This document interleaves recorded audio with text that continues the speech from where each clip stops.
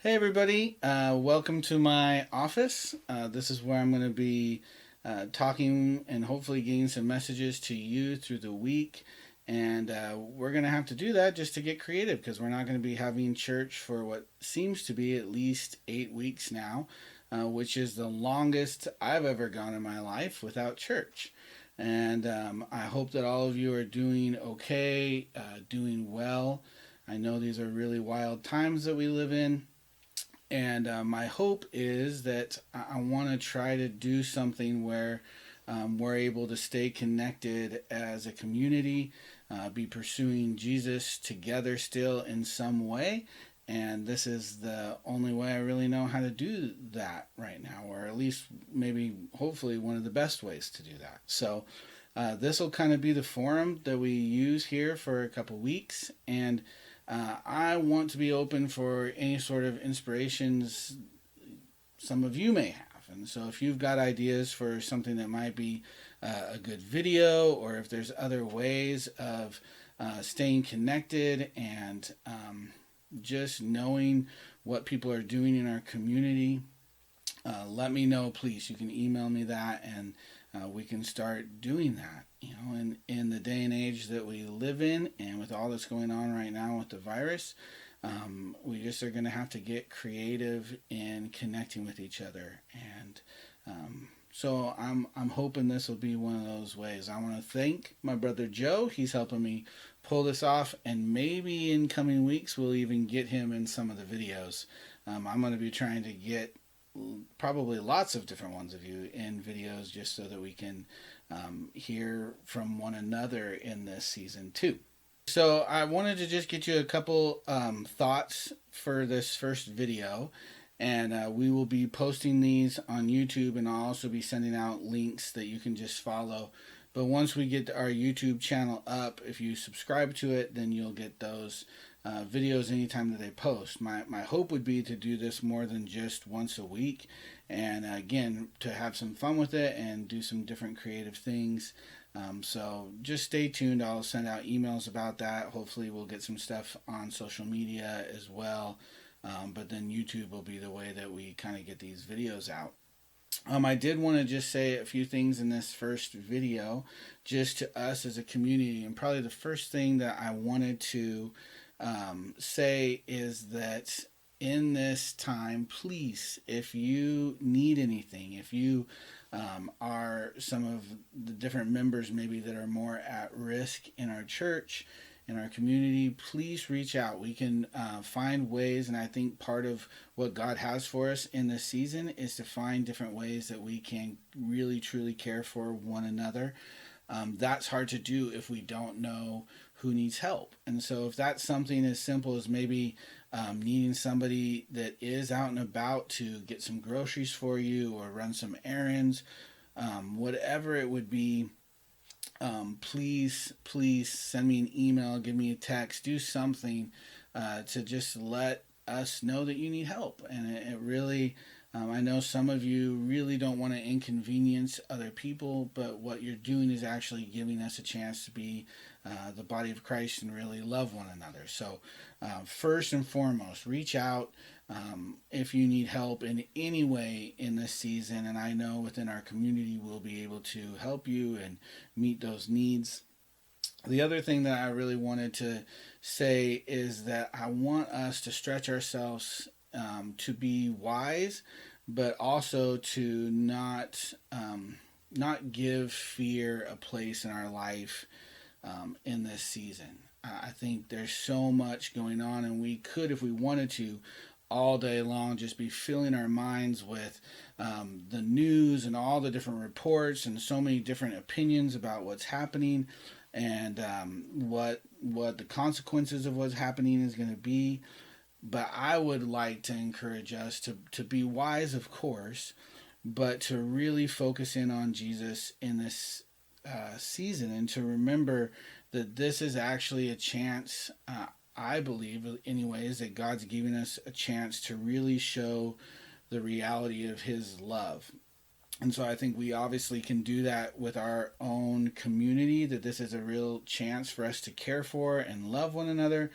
but it's also a chance for us to love and care for the world around us. And if we're afraid and we're just filling our minds with everything that we need to be worried about, we're not going to be thinking about anybody probably but ourselves, or at least our immediate family.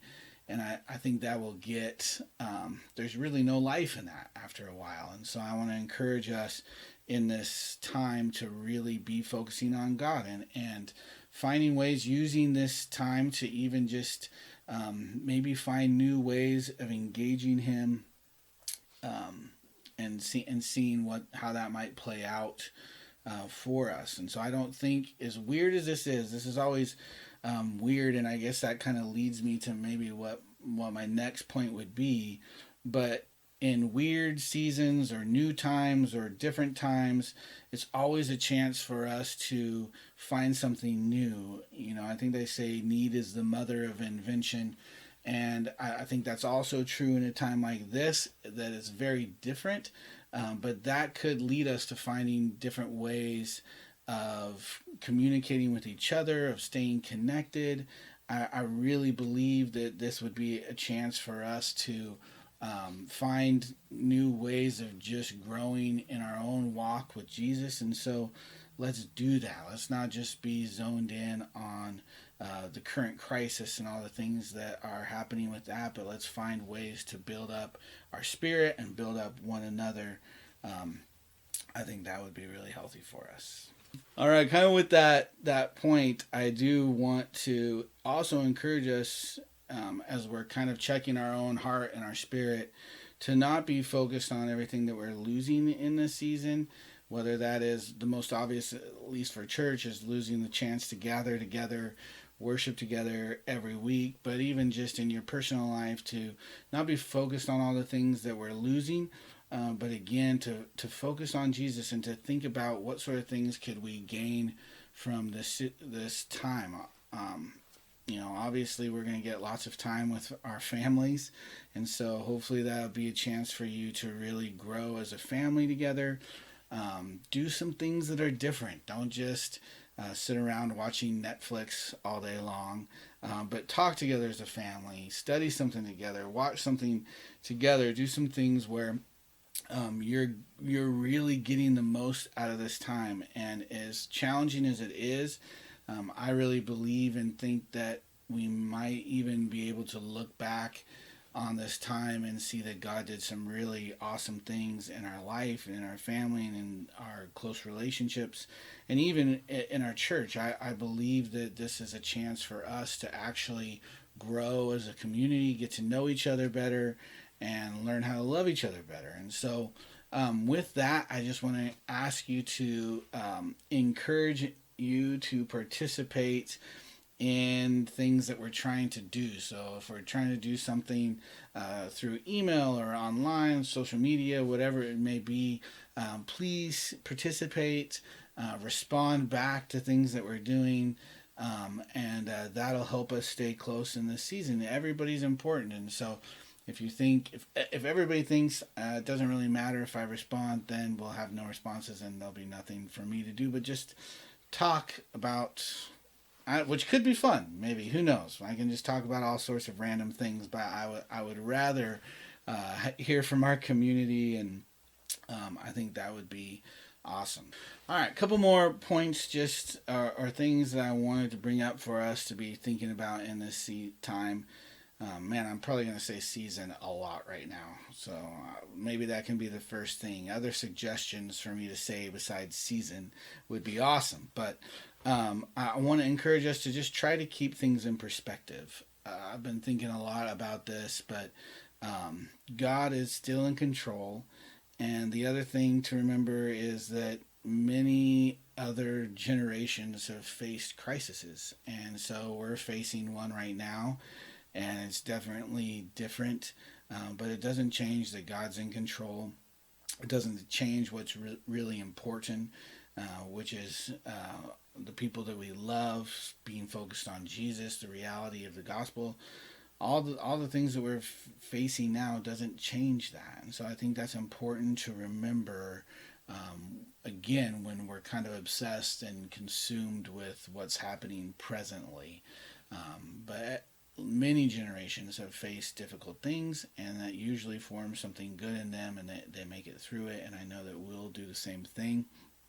I've been thinking about it in light of just even the Ecclesiastes series that I preached a few years ago, or maybe a year and a half ago now, I don't remember.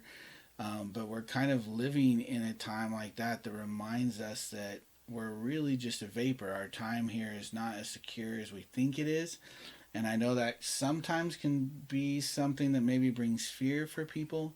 But I would like to encourage you to let that bring some hope that, we're not as big and powerful and as maybe as important as we think we are, but God is still in control, and it hasn't changed the reality of what really should give us hope and meaning and peace and comfort in the world. And so let's focus on that. I did have one thing that I wanted to read. Actually, Nick Goodwin sent this to me. It was something that he found about C.S. Lewis, quote from C.S. Lewis. And C.S. Lewis in this quote is talking about living in an age where they were really afraid of nuclear war and the atomic bomb, and there was tons of things to be afraid of on the war side of things then. And so I'm going to be reading about that, but you could obviously just insert coronavirus into this. But I just thought this was great perspective, years ago that still applies today.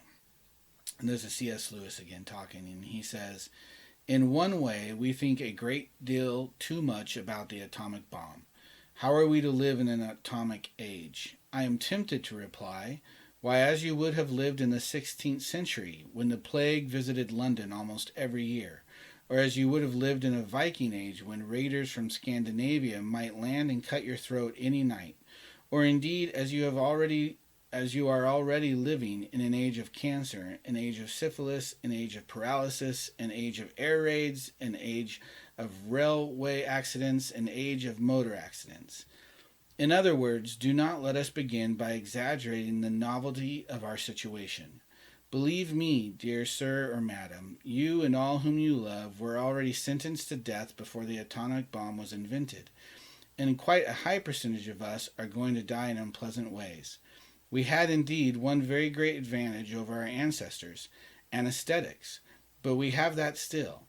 It is perfectly ridiculous to go about whimpering and drawing long faces because the scientists have added one more chance of painful and premature death to a world which already bristles with such chances, and in which death itself was not a chance at all, but a certainty. This is the first point to be made, and the first action to be taken is to pull ourselves together. If we are all going to be destroyed by an atomic bomb, let that bomb, when it comes, find us doing sensible and human things. Praying, working, teaching, reading, listening to music, bathing the children, playing tennis, chatting to our friends over a pint and a game of darts. Not huddled together like frightened sheep and thinking about bombs. They may break our bodies, a microbe can do that, but they need not dominate our minds." So there's C.S. Lewis again saying things better than probably any other human can say something. But I think the point that he makes is really true for us as far as keeping things in perspective and remembering that God is still in control and that we don't have to live life in fear of anything because of that.